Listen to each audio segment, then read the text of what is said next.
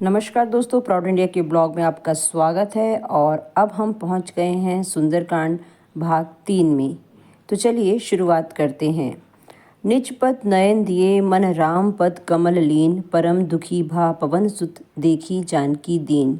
अर्थात श्री जानकी जी नेत्रों को अपने चरणों में लगाए हुए हैं और नीचे की ओर देख रही हैं और मन में श्री राम जी के चरण कमलों में लीन हैं।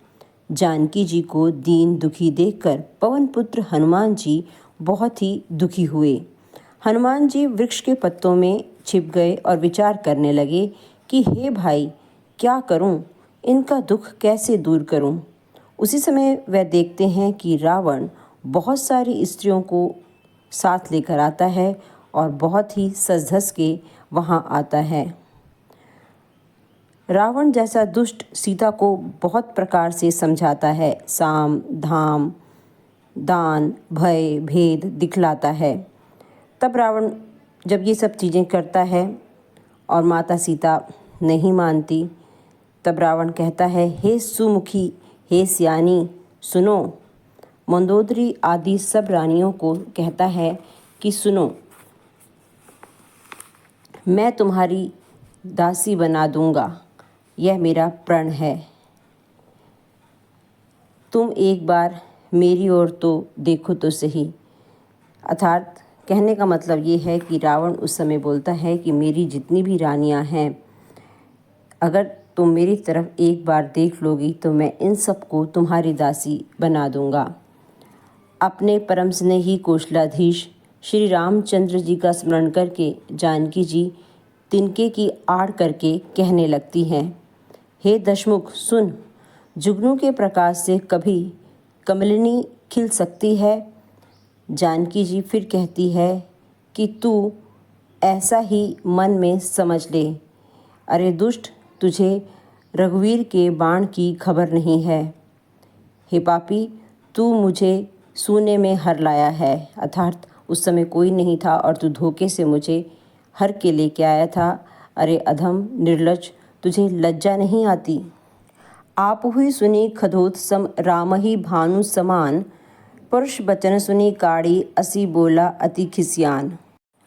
अपने को जुगनू के समान और रामचंद्र जी को सूर्य के समान सुनकर और सीता के कठोर वचनों को सुनकर रावण तलवार निकालकर बड़े गुस्से में आकर बोलता है कि सीता, तूने मेरा अपमान किया है, मैं तेरा सिर इस कठोर कृपाण से काट डालूंगा, नहीं तो अभी भी जल्दी से मेरी बात मान ले। हे सुमुखी यानी कि सुंदर मुँह वाली, नहीं तो तुझे जीवन से हाथ धोना पड़ेगा। तब सीता जी कहती है कि हे 10 मुखों वाले, प्रभु की भुजा जो श्याम कमल की माला के समान सुंदर और हाथी की सूंड के समान पुष्ट तथा विशाल है, या तो वह भुजा मेरे गले में पड़ेगी या तेरी भयानक तलवार ही, यानी कि दोनों में से कोई एक चीज़ अब मेरे गले में पड़ेगी। हे दशमुख सुन, यही मेरा सच्चा प्रण है। इसके बाद सीता तलवार से कहती है, जो रावण के पास थी, तलवार को चंद्रहास बोलकर पुकारती है कि हे चंद्रहास, श्री रघुनाथ जी के विरह की अग्नि से उत्पन्न मेरी बड़ी भारी जलन को तू दूर कर दे। हे तलवार, तू शीतल तीव्र और श्रेष्ठ धारा भाती है। अर्थात तेरी धारा जो है वो ठंडी और तेज है। तू मेरे दुख के बोझ को हर ले। सीता जी के वचन सुनते ही रावण सीता माता को मारने दौड़ता है। तब मय दानव की पुत्री मंदोदरी ने नीति कहकर उसे समझाया। तब रावण ने सब राक्षसियों को बुलाकर कहा कि जाकर सीता को बहुत प्रकार से भय दिखलाओ। यदि महीने भर में यह कहना नहीं मानती तो मैं इसे तलवार से मार डालूंगा। ऐसा कहकर रावण घर चला जाता है और यहाँ राक्षसियों के समूह बहुत से बुरे बुरे रूप धरकर सीता माता को भय दिखलाने लगती हैं। उनमें से एक त्रिष्टा नामक राक्षसी थी। उसकी श्री रामचंद्र जी के चरणों में प्रीति थी। वह विवेक ज्ञान में निपुण थी। उसने सभी को बुलाकर अपना स्वप्न सुनाया और कहा, सीता जी की सेवा करके अपना कल्याण कर लो। वह कहती है कि स्वप्न में मैंने देखा कि एक बंदर लंका को जला रहा है।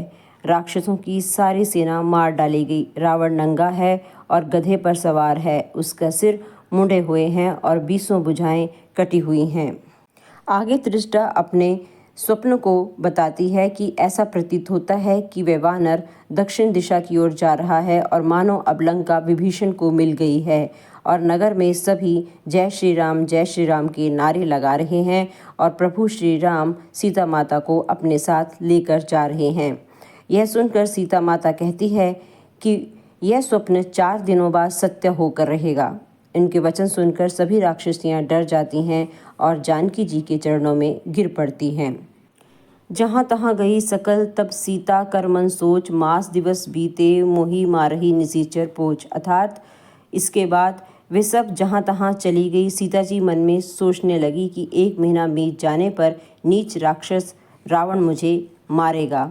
सीता जी हाथ जोड़कर त्रिजटा से बोलती है, हे माता, तू मेरी विपत्ति की संगनी है, जल्दी से कोई ऐसा उपाय कर जिससे मैं शरीर छोड़ सकूं। विरह असह हो चली हूँ अब मैं, और अब यह सब मुझसे नहीं सहा जाता। सीता माता त्रिजटा को बोलती है कि लकड़ियाँ लेकर आ और चिता बनाकर सजा दे। हे माता, फिर उसमें आग लगा दे। हे सियानी, तू मेरी प्रीति को सत्य कर दे। रावण की शूल के समान दुख देने वाली वाणी कानों से कौन बार बार सुनता रहे। सीता जी के वचन सुनकर त्रिजटा ने चरण पकड़कर उन्हें समझाया और प्रभु का प्रताप, बल और सुयश सुनाया। उसने कहा, हे सुकुमारी सुनो, रात्रि के समय आग नहीं मिलेगी। ऐसा कहकर त्रिजटा अपने घर चली जाती है। सीता जी रात के समय मन ही मन कहने लगती है कि क्या करूं, विधाता ही विपरीत हो गया है। ना आग मिलेगी, ना पीड़ा मिटेगी। आकाश में अंगारे प्रकट दिखाई दे रहे हैं पर पृथ्वी पर एक भी तारा नहीं आता। चंद्रमा अग्निमय है किंतु वह भी मानो मुझे हतभाग्नि जानकर आग नहीं बरसाता। हे अशोक वृक्ष, मेरी विनती सुन, मेरा शोक हर ले और अपना नाम सत्य कर दे। यानी कि अशोक का मतलब होता है जो सभी शोक हर लेता है। सीता माता अशोक वृक्ष से कहती है कि तेरे नए नए कोमल पत्ते अग्नि के समान हैं, अग्नि दे, विरह के इस रोग को बढ़ा मत।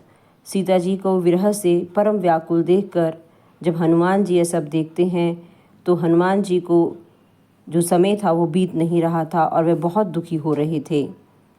कपि करी हृदय विचार दिन्ह मुद्रिका डारी, तब जनु अशोक अंगार दिन्ह हर्षि उठी कर गहु। अर्थात तब हनुमान जी ने हृदय में विचार कर सीता जी के सामने अंगूठी डाल दी, मानो अशोक ने अंगार दे दिया हो। यह समझकर सीता जी हर्षित होकर उठकर उस मुद्रिका को हाथ में ले लेती है।